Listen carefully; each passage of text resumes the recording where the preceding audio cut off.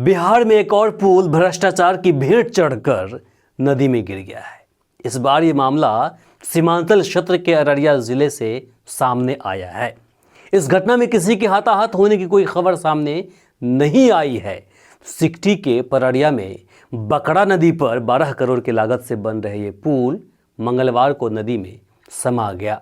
बताया जा रहा है कि यह पुल अभी पूरा भी नहीं हुआ था और नदी में जाकर समा गया।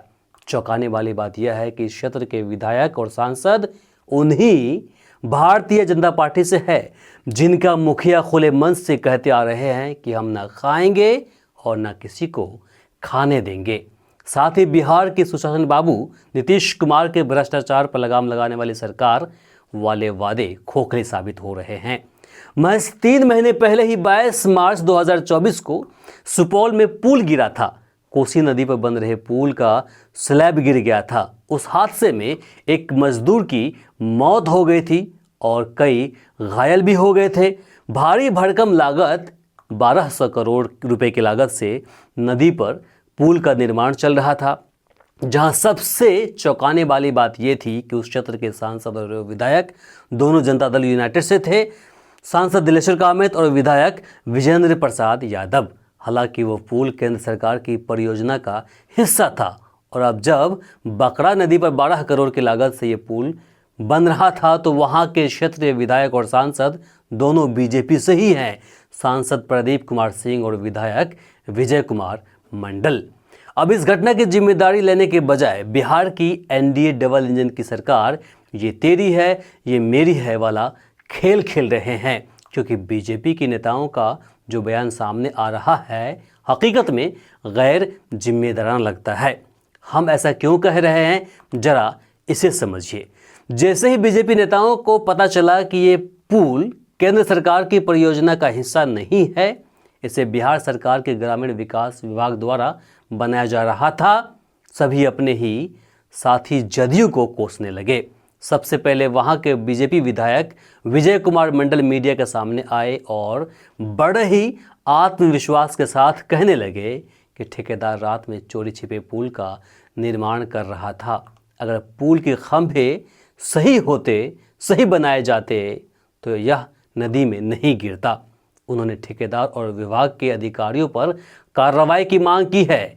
साथ ही कहा कि ठेकेदार और कार्यपालक अभियंता के खिलाफ केस दर्ज करके कानूनी कार्रवाई की जाए। बात यही नहीं रुकी। अगले ही पल केंद्रीय सड़क परिवहन एवं राजमार्ग मंत्री नितिन गडकरी ने एक ट्वीट कर दिया। बिहार के अररिया में दुर्घटनाग्रस्त पुलिया का निर्माण केंद्रीय सड़क परिवहन मंत्रालय के अंतर्गत नहीं हुआ है, बिहार सरकार के ग्रामीण विकास मंत्रालय के अंतर्गत काम चल रहा था। मतलब साफ है कि भले ही बिहार में वर्षों से बीजेपी एनडीए के हिस्सा रहे हों, लेकिन अगर जवाबदेही ठहराने के बाद या फिर बारी आएगी तो मंत्रालय और विभाग को देखकर ही जिम्मेदारी लेंगे। वही इस घटना पर विपक्ष ने कड़ी प्रतिक्रिया दी है। राजद ने लिखा, एनडीए की सरकार आते ही जगह जगह पर पुलिया गिरने चालू हो जाते हैं। कमीशन खोरी और भ्रष्टाचार का वह नंगा नाच होता है कि एनडीए नेताओं, भ्रष्ट अधिकारियों और ठेकेदारों की चांदी हो जाती है। एक दूसरे पर उंगली उठाना राजनीति का हिस्सा रहा है, लेकिन हकीकत यह है कि बिहार में करप्शन अपने चरम सीमा पर है। अगर नहीं होता तो महज 4 साल में बिहार के अलग अलग हिस्सों में ऐसे करीब 10 पुल हादसे नहीं होते। इसे कोई झुठला नहीं सकता। इतना ही नहीं, बिहार में पुल की चोरी भी होती है।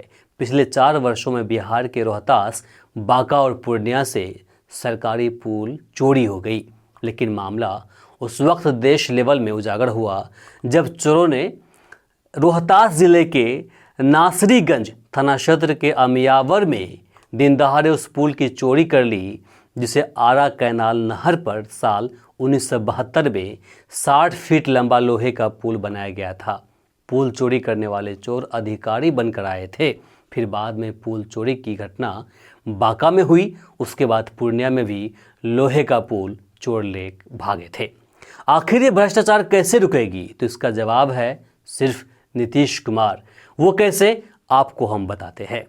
हमें बोलना नहीं चाहिए कि पिछले लगभग 20 वर्षों से बिहार के मुख्यमंत्री नीतीश कुमार ही रहे हैं और वे जिनके साथ भी सरकार में रहे हैं, गृह मंत्रालय और ग्रामीण विकास मंत्रालय अपने और अपनी पार्टी के पास ही रखे हैं, जहां प्रशासन और पुलिस दोनों पर ही हमेशा से इनका काबू रहा है।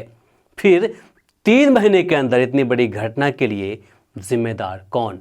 मुख्यमंत्री नीतीश कुमार भले ही सफाई दे दे कि बिहार में कोई भ्रष्टाचार नहीं है, जबकि सच्चाई यह है कि बिना रिश्वत के एक भी काम बिहार में हो गया तो मानो आपने किसी सरकारी ऑफिस में नहीं गए, जबकि किसी धार्मिक स्थल पर जाकर हो आए। हमारे विश्वसनीय सूत्रों के अनुसार पुल सड़क को छोड़िए, अगर किसी को बिहार में जाति प्रमाण पत्र भी बनाना होता है तो रिश्वत देकर सरकारी 10 दिन समय के बदले महज 1 दिन में ही प्रमाण पत्र बना लेते हैं।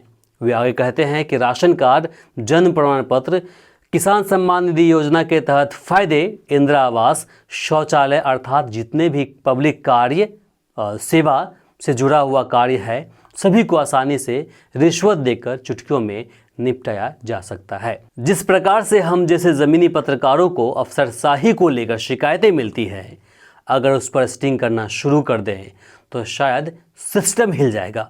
सूत्र कहते हैं कि हर कुर्सी पर चाय पानी देना अब प्रचलन सा बनता जा रहा है। अगर ऐसा नहीं होता तो ठेकेदारों को दिन के बदले रात में काम करना नहीं पड़ता और आज बनाते हैं दूसरे दिन टूट जाता है, ऐसे दृश्य देखना नहीं पड़ता।